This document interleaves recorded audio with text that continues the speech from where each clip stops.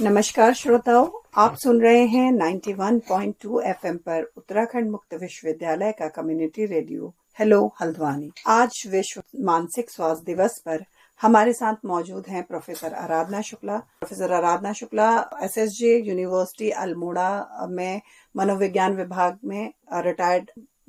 विभाग के retired professor हैं। साथ ही साथ मैम ने कई पदों को सुशोभित किया है, जैसे कि ma'am head of the department रही हैं, डीन आर्ट्स रही हैं, कन्वीनर रही हैं। तो कई तरीके के पदों को सुशोभित करने के साथ ही मैम का सफर है वो मनोविज्ञान के साथ काफी लंबा रहा है। जैसा कि हम सभी जानते हैं कि हर साल 10 अक्टूबर के दिन विश्व मानसिक स्वास्थ्य दिवस मनाया जाता है और इस बार विश्व मानसिक स्वास्थ्य दिवस की जो थीम है वो है mental health at work place.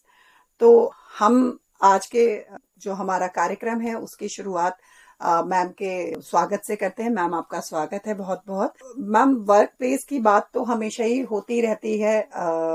हम मतलब नॉर्मली भी वर्क प्लेस के स्ट्रेस और इन सब चीजों की बातें करते रहते हैं, लेकिन आज मैं आपसे एक खास तबके को लेकर के, खास कम्युनिटी को लेकर के हम कह सकते हैं बात करने जा रही हूँ, क्योंकि हम जानना चाहते हैं, क्योंकि समय के साथ साथ शायद हम भी धीरे धीरे उस पड़ाव पे पहुंचेंगे। तो आज मैं आपसे पूछना चाहती हूँ एजिंग के बारे में। तो हम शुरुआत करते हैं, एजिंग कहते किसे हैं? रुचि जी, सादर धन्यवाद, आपने मुझे यहाँ पर बुलाया। मैं आपके मुक्त विश्वविद्यालय का भी आभार व्यक्त करती हूँ और विश्व मानसिक स्वास्थ्य दिवस पर आप सबके स्वास्थ्य की मंगल कामना करती हूँ। आपने जो बात कही है कि एजिंग या वयोवृद्धता, यह किसे कहते हैं, तो सिंपली हम ये कहते हैं कि एज जो हुई वो शारीरिक आयु का बढ़ना हुआ। लेकिन जब हम इसको वयोवृद्धता के कॉन्सेप्ट से जोड़ते हैं तो एजिंग जो होती है वह शारीरिक, मनोवैज्ञानिक और सामाजिक प्रकारों की चर्चा करती है जो बढ़ती हुई आयु के साथ व्यक्ति में पाए जाते हैं। वे सकारात्मक भी होते हैं और वे नकारात्मक भी होते हैं, और जैसा वे होते हैं उसी प्रकार से व्यक्ति जो वयोवृद्ध है वह उसी प्रकार से समाज में रिकॉग्नाइज किया जाता है। एक बात कही जाती है कि आप कितने बूढ़े हैं, आप कितने वृद्ध हैं, यह उतना इम्पोर्टेंट नहीं है, आप कैसे वयोवृद्ध हुए हैं, यानी आपने कौन कौन से साइकोसोशल, फिजिकल, कॉग्निटिव हर तरह के कॉन्स्ट्रेंट्स को झेला है या कॉन्स्ट्रेंट को फील किया है जिससे कि आप वयोवृद्ध हुए हैं। तो रास्ते के फूल और रास्ते के कांटे दोनों मिलकर के वयोवृद्धता को परिभाषित करते हैं और निर्धारित करते हैं। तो एजिंग के कॉन्सेप्ट को हम इसी प्रकार से परिभाषित करते हैं। जी, बहुत अच्छे से समझाया मैम आपने एजिंग को। जब हम एजिंग की बात कर रहे हैं कि एजिंग किसे कहते हैं, क्या है, ये हम समझने की कोशिश कर रहे हैं, तो आजकल के इस तनाव भरे दौर में सक्सेसफुल एजिंग हम किसे कह सकते हैं, या हम मतलब सकारात्मक वयोवृद्धता या सक्सेसफुल एजिंग हम किसे कह सकते हैं, इस पे थोड़ा सा मैम प्रकाश चाहेंगे। अभी आपके प्रश्न के पहले रुचि जी मैंने एक बात कही थी कि आप किन दशाओं में वयोवृद्ध हुए हैं। मनोवैज्ञानिक, शारीरिक, सामाजिक, संज्ञानात्मक, हर प्रकार की जो हमने बाधाएं, कॉन्स्ट्रेंट्स या फैसिलिटीज दोनों की चर्चा की, मैं वहीं से अपने आपके इस प्रश्न का उत्तर देने की चेष्टा करूंगी कि जो आयु के बढ़ते हुए शारीरिक, मानसिक हर प्रकार की विधाओं में समायोजन रख सके और इन सब के साथ वह समाज के में भी अपनी एक अनुरूपता बनाए रखे, खुद से वह संतुष्ट रहे, कॉग्निटिवली वो सक्रिय रहे, फिजिकली छोटी मोटी बीमारियां, आर्थराइटिस है, घुटने का दर्द है, डायबिटीज वगैरह है, ऐसे को छोड़ करके किसी बड़ी बीमारी का शिकार न हो। और सबसे बड़ी बात यह है कि वह सबके साथ उसके वेलबींग, पर्सनल वेलबींग और सोशल वेलबींग दोनों उसकी कायदे की हो। जी बिल्कुल, तब ये पॉजिटिव सक्सेसफुल एजिंग की बात हम करेंगे। जी। नहीं तो नहीं होती है। बिल्कुल बिल्कुल। जब तक हम वेलबींग हमारा मतलब वेलबींग और हैप्पीनेस की जब तक हम बात नहीं करते हैं, तब तक हम नॉर्मली भी, हम चाहे उसमें वयोवृद्ध की बात करें या हम चाइल्डहुड की बात करें या हम यंग एडल्ट्स की बात करें, तो ये वेलबींग और हैप्पीनेस ये तो मतलब मोस्ट इम्पॉर्टेंट क्राइटेरिया बन जाता है किसी भी एज का। तो अब जब हम वयोवृद्धों की बात कर रहे हैं तो मैम थोड़ा हम ये जानना चाहेंगे कि भारत में वयोवृद्धों की स्थिति क्या है। अभी आप जब प्रश्न कर रही थी जी। तो एक चीज मेरे मस्तिष्क में आ रही थी। शायद वो च्यवनप्राश का विज्ञापन था या किसका था, जिसमें 60 साल के बूढ़े या 60 साल के जवान की बात की जाती है। जी बिल्कुल। जब 30-35 या 40 साल के बाद, 45 साल के बाद लोग अपनी बीमारी का रोना रोते रहते हैं, हारापन शो करते रहते हैं, उस समय अगर 60 साल के कोई अपने को जवान कहते हैं तो रियली इट इज अप्रिशिएबल। बिल्कुल। मैं अभी यहाँ पर आने के पहले मैं गोरखपुर एक सेमिनार में गई थी। वहां पर हमारे बहुत सीनियर एक प्रोफेसर मिले, प्रोफेसर एन के सक्सेना साहब। He is about 92 years old. Okay. अपना वॉकर खुद लेके चलते हैं। जी। वॉकर में उन्होंने चेयर लगा रखी है। वे किसी की मदद नहीं लेते हैं, केवल उसको ऊपर स्टार्ट करने के लिए वो किसी की हेल्प लेते हैं। Otherwise when he feels tiresome वे उस पर थोड़ा सा बैठ के रेस्ट करते हैं। और कोई भी जगह ऐसी नहीं है, दिल्ली, बॉम्बे, कलकत्ता, गुजरात, फॉरेन, गोवा, हर जगह पर वो सार्थक भ्रमण करते हैं और सार्थक चर्चा करते हैं। तो मैंने कहा कि अगर सक्सेसफुल एजिंग के कोहिनूर को देखना है जी तो हमारे सामने बैठे हुए हैं प्रोफेसर सक्सेना, मैं उनकी चरण वंदना करती हूँ। जी जी। तो आपकी इन बातों से मुझे याद आ गया। अब आपने कहा कि भारतवर्ष में वयोवृद्धों की स्थिति कैसी है। जी। भारतवर्ष में वयोवृद्धों की स्थिति के लिए हम कोई नॉर्मल प्रोबेबिलिटी कर्व नहीं बना सकते हैं। जी। ये केवल कहने की बात है कि हम मोर और लेस कैसी है। जैसे वयोवृद्ध हैं जी। वैसा उनको परिवार मिल रहा है, और जैसे बच्चे हैं वैसे वयोवृद्धों का जीवन हो रहा है। जी। तो दोनों जो हैं एक ही सिक्के के दो पहलू हैं। जी। अगर थोड़ी स्थिति दयनीय है, जैसे वह बॉम्बे में था कि 1.5 साल तक वो घर में बंद रही जी। जी। और पता चला कि उसकी डेथ हो चुकी थी। हाँ। माता पिता को आजकल बहुत शौक है कि बेटी अमेरिका में है, लड़का इंग्लैंड में है, जी। तो आप कहाँ पर हो? आप हाँ। वृद्धाश्रम में हो। तो अपनी चीजों को जब तक आप अपने इच्छाओं पर आप कंट्रोल नहीं करोगे, अपने एक्सपेक्टेशन पर आप कंट्रोल नहीं करोगे। किसी बच्चे ने पैदा होते ही नहीं कहा हमको इंग्लैंड भेजो, ये माता पिता की अपनी इच्छा थी कि उनको इंग्लैंड भेजा जाए। जी। तो ऐसी परिस्थितियां जो होती है, अगर कहीं पे ऐसी कुछ परेशानियां हैं, बहुत हद तक पेरेंट्स भी जिम्मेदार हैं और कहीं के पे बच्चे भी जिम्मेदार हैं। एक्चुअली होता यह है कि पेरेंट्स की हालत बहुत अच्छी है जी। और पेरेंट्स की हालत बहुत बुरी है। वृद्धों की हालत बहुत अच्छी है at the one and, and the other and गलत खराब है। जी बिल्कुल। तो जो अच्छी है उसमें यह है कि उन्होंने अपने को यंग जनरेशन के साथ एकोमोडेट कर लिया है। वो जवान नहीं हुए हैं, वो स्फूर्त हो गए हैं, वो मिलनसार हो गए हैं, और वह उनके साथ उनकी भावनाओं को समझते हुए, एम्पैथेटिक होते हुए वो रह रहे हैं। और जहाँ पर प्रत्याशाएं बढ़ रही हैं वहां पर बच्चों को विदेश भेज रहे हैं। और यहीं पर अगर देखा जाए तो घर में रहते हुए भी किचन अलग है जी। या वृद्धाश्रम का कॉन्सेप्ट तो है ही, वृद्धाश्रम का कॉन्सेप्ट तो है ही। बिल्कुल। तो जिस तरह का वृद्ध है उसी तरह का उसको परिवेश मिल रहा है, क्योंकि और उसकी जो संतानें हैं, इन ब्रीडिंग तो इन्होंने ही की है ना। बिल्कुल। तो जैसा इन्होंने बनाया है ये वैसे ही है।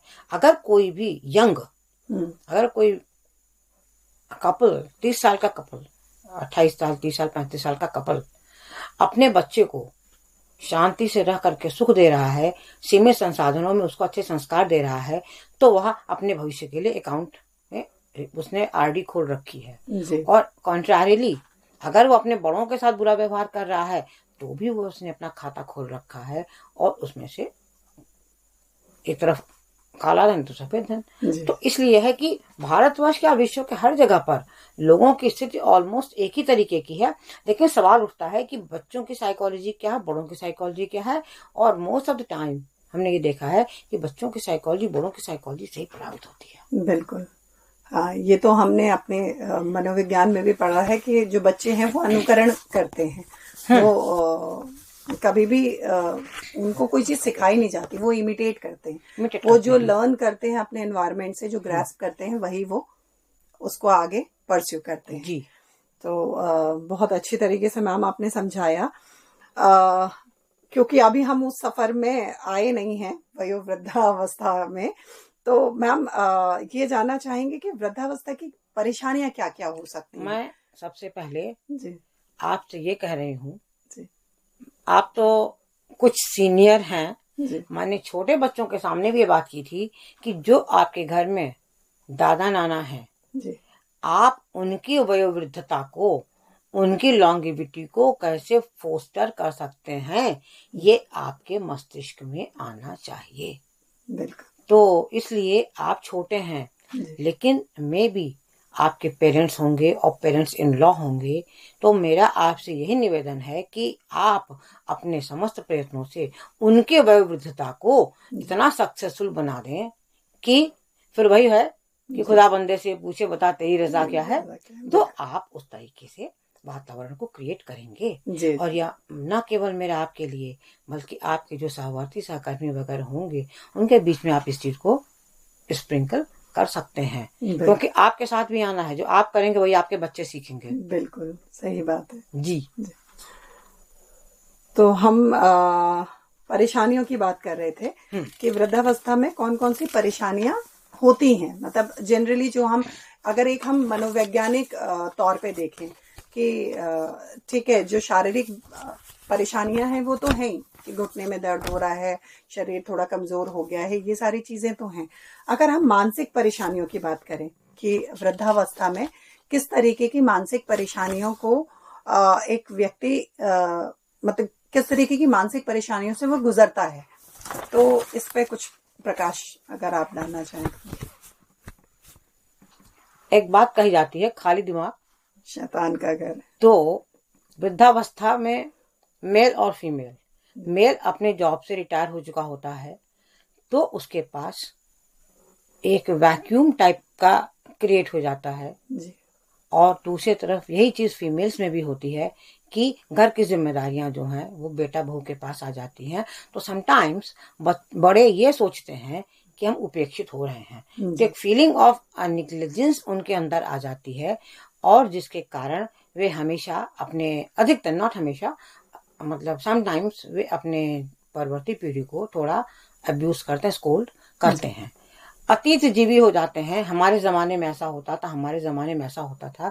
तो रुचि जी, मैं यहाँ पर एक चीज आपसे स्पष्ट करना चाहूंगी कि हर जमाने की सोच, हर जमाने की रियलिटी बिल्कुल अलग अलग होती है।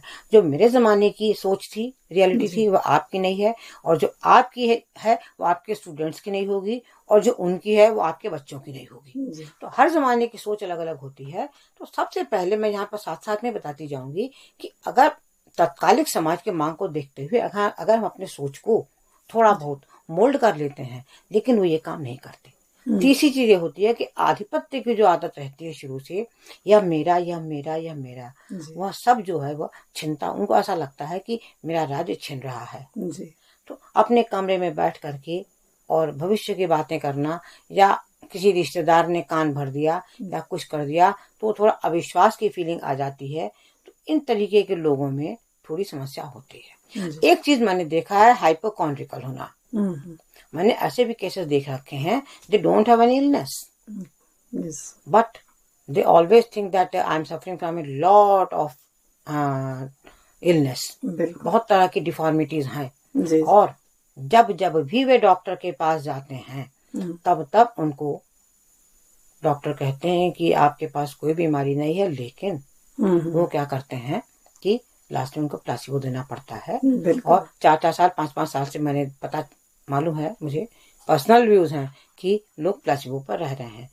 एक उनकी आदत ये जो होती है नई पीढ़ी को हमेशा कोसना, और मैंने बहुत से लोगों को देखा है जो बेटा बहू को एक साथ नहीं देख सकते या किसी ग्रुप को नहीं देख सकते, उनको ऐसा लगता है, एक शक की भावना कि अगर दो जने एक साथ बैठे हुए हैं तो हमारी बात हो रही होगी। तो ये जो साइकोलॉजिकल कॉन्स्टेंट्स हैं वे उनको मेंटली वीक करते हैं। अगर ये इस चीजों को छोड़ करके कमरे से बाहर निकल के समाज में रहें, प्रकृति भक्ति समाज, अगर वो इन तीनों चीजों के साथ रहें, तो आई एम क्वाइट श्योर कि वृद्धावस्था, how you have become old, जो मैंने स्टार्टिंग में कहा था, तो उनका रास्ता जो है वह सुगम हो जाएगा। जी।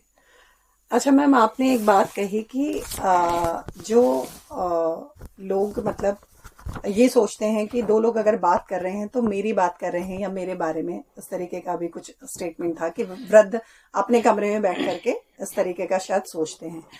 तो मैम ऐसा नॉर्मली भी होता है?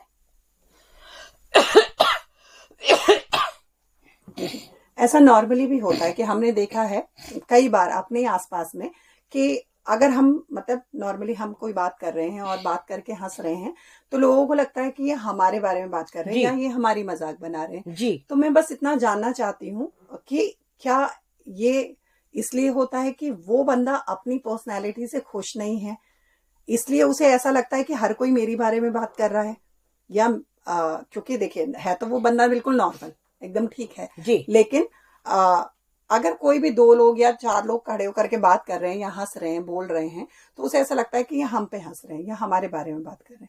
तो क्या ये पॉसिबल है कि वो अपनी पर्सनैलिटी से खुश नहीं है?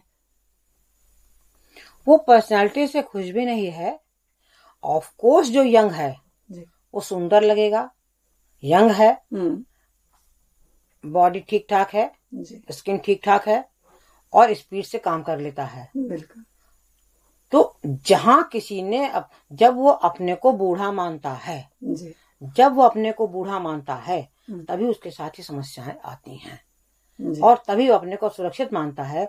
और एक तो सबसे बड़ी बात है कि साथ वाले लोग जाने लगते हैं। जी। साथ वाले लोग जाने लगते हैं तो ही और she feels alone, I am alone in the world और अब मेरी बारी है। तो ये सोचते हुए भी उसको लगता है कि मैं तो दुख के सागर में हूँ, तो उसको देख के थोड़ा बुरा लगता है। मैं आपको यहाँ पर एक इंस्टेंस बताऊंगी।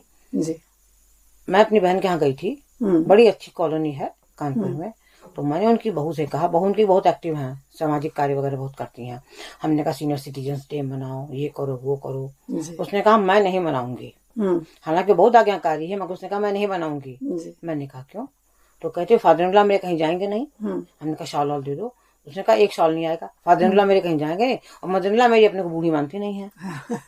आज की डेट में मेरी सिस्टर, अरे आज 10 अक्टूबर है, आज उनका बर्थडे है, तो आज वो 79 ईयर्स की हो गई है। अरे वाह। तो 79 ईयर्स की हो गई हैं, लेकिन वो अपने को बूढ़ा नहीं मानती, वो अभी भी अपने को बूढ़ा नहीं मानती हैं और 100 लोगों के बराबर वो काम अकेले करने में तत्पर हैं। तो अगर आदमी अपने को बूढ़ा मानेगा वो तभी हेल्पलेस और होपलेस, आइसोलेटेड, इन सब चीजों के से सराउंडेड होगा। अगर अपने को बूढ़ा मान ही नहीं रहा है तो जमानों के बीच में जाकर बैठ जाएगा और जमानों के साथ बैठ के यंग लाइफ एक्टिविटीज करेगा, तभी उसको अप्रिशिएट भी किया जाएगा, अदरवाइज नहीं किया जाएगा। जी। ये बात आपसे 70 साल की वृद्धा कह रही है। आगे चलिए। आपको तो वृद्ध कहने की हम हिम्मत भी नहीं कर सकते, क्योंकि आप कैसे कैसे जवानों को पिछाड़ देंगी। इतना आपका जो बिजी स्केड्यूल है उसमें हम तो कहीं तिनके की तरह बिखरे हुए नहीं, ये आपका बड़प्पन है। तो अच्छा मैम, बहुत कुछ आपने हमें बताया। अब एक मंत्र हम आपसे जानना चाहते हैं कि वृद्धावस्था को सफल कैसे बना सकते हैं। हम जो अपने को बूढ़ा नहीं मान रहे हैं वो तो ऑलरेडी उनका वृद्धावस्था सफल है, लेकिन वो खुद एक इंस्ट्रक्टर हो सकते हैं। बिल्कुल, लेकिन जो लोग वो मानसिक तौर से, शारीरिक तौर से परेशान उतना नहीं है जितना कि वो मानसिक तौर से अपने आप को बूढ़ा मान चुके हैं, तो उनको अपना जीवन किस तरीके से वो थोड़ा सुधार सकते हैं, इसके बारे में कुछ छोटी मोटी बातें मैं आपको बताऊंगी। जी। जो वृद्धों के लिए संदेश है और आपके लिए सुझाव इसलिए है कि अगर आप किसी ऐसे व्यक्ति को देख रही हैं जिनको इन सुझावों में से किसी सुझाव की आवश्यकता पड़ सकती है, तो आप उसको अच्छी तरीके से यूज कर सकती हैं, आप उनको बता सकती हैं। एक तो घूमना फिरना ना छोड़े, थोड़ा बहुत स्टेशन छोड़ करके, घर से छोड़ करके जाएं, और एक्सरसाइज, डीप ब्रीदिंग बहुत आवश्यक है। पानी पीना बहुत टाइम से, पानी पीना फिजिकल हेल्थ के लिए नहीं बल्कि मेंटल हेल्थ के लिए बहुत जरूरी है जी। खाने को चबा करके खाया जाए, जल्दी जल्दी ना खाया जाए। और जो कहते हैं कि मेमोरी जो है ब्रेन के वीकनेस से होती है, ब्रेन कभी वीक नहीं होता है, ब्रेन का यूज नहीं होता है तब वीक होता है। सो अपने ब्रेन का भी पूरा इस्तेमाल करें, फालतू की दवा ना लें, प्लासिबो के चक्कर में ना पड़े जी। और जो कार्य पसंद करते हैं, बागवानी करते हैं, पूजा करते हैं, बच्चों को घुमाते हैं, बच्चों को पढ़ाते हैं, ये सारे काम करें। और घर से बाहर निकलें, दोस्त मित्र के साथ बैठें, घर उनके बुलाएं, उनको भी जाएं, यदि कोई क्लब है तो वहां पर जाएं, खाना बढ़िया खाएं। और अगर घर में कहीं डॉटर इन लॉ कह दे रही है कि मम्मी जी आप बच्चों के लिए टिफिन बना दीजिए या पापा जी आप बाजार से सामान ले आइए, तो अपने को उनका नौकर ना समझें, ये अपनी रिस्पॉन्सिबिलिटी समझें। बच्चों को स्कूल बस तक छोड़ने में वो छोटे नहीं हो जाएंगे, हाँ तो दादू ना। जी जी। तो वो इस कार्य को करें, एम्पैथेटिक हो, हर कार्य को प्रेम से करें। और कुछ बीमारियां तो लगेंगी, डायबिटीज लगेगा, ब्लड प्रेशर लगेगा, कमर दर्द लगेगा, उसको दवा खा खा के न करें, उनके बीच में रहने की, उनके साथ एडजस्ट करने की कोशिश करें, लोगों की मदद करें, लोगों के साथ मिले जुले। पानी का यूज मैंने आपसे बताया ही। और निद्रा पूरी तरीके से लें, जिन चीजों से उनको अच्छा लगता है, जिन कार्य को करने से वो खुशी महसूस करते हैं, उन कार्य को करें। जिनको अच्छा मानते हैं उनसे बात करना, रेसिप्रोसिटी जो है इंटरपर्सनल रिलेशन, उसको कभी न छोड़ें। थोड़ा सहना, थोड़ा बर्दाश्त करना, थोड़ा समय के मांग के साथ चलना। वो स्कूटर से चल रहे हैं, हम साइकिल से तो चल ही सकते हैं। बिल्कुल। फैमिली डॉक्टर रखें, लेकिन फैमिली डॉक्टर को अपना विधाता न बना करके रखें। चीजों को इकट्ठा मत करो जी। चीजों को इकट्ठा कर लिया, पता चला कि घर में बहुत सारा सामान इकट्ठा कर लिया और वो किसी भी काम का नहीं हुआ, तो उसको भी ध्यान करें। कार्य अपने संतोष के लिए और दूसरों के संतोष के लिए करें और आशावादी हो। अंत में मैं ये कहना चाहूंगी कि प्रेजेंट में रहें। Past is lost. जब हम ऑफिसर थे तब हम थे, हम केवल पापा जी हैं, हम बच्चों के दादू हैं और एक सफल नागरिक हैं, और जो हमारे अगल बगल में हैं उनके हम दोस्त हैं। तो जिंदगी को जिएं, सांस न लें। सांस का अधिकार, सांस देने का और सांस लेने का अधिकार विधाता को है। जब भेजा था तो चले आए, जब बुलाएगा तो चले जाएंगे, लेकिन जब तक रहें तब तक अगर हम एक अच्छी उम्मीदों के साथ रहें, अच्छे विचारों के साथ रहें, अच्छी संक्रिया के साथ रहें, तो हम ही वह बीज अपने बच्चों को दे रहे हैं। तो यह जो हस्तांतरण है, एक स्वस्थ हस्तांतरण वो करें। और जो करने में असमर्थ हैं, आपसे फिर रिक्वेस्ट है कि आप उनके वृद्धावस्था को सफल बनाने में सार्थक सहयोग प्रदान करें। बहुत बहुत धन्यवाद मैम, आपने इतने अच्छे तरीके से सारी चीजों को समझाया। मुझे पूरा विश्वास है कि जो भी हमारे लिसनर्स हैं वो आगे इसको और फैलाएंगे इस चीज को कि किस तरीके से हमें अपने वयोवृद्धों का ध्यान रखना है और किस तरीके से हमारे वयोवृद्धों को अपना ध्यान रखना है। बहुत बहुत धन्यवाद। सार्थक धन्यवाद।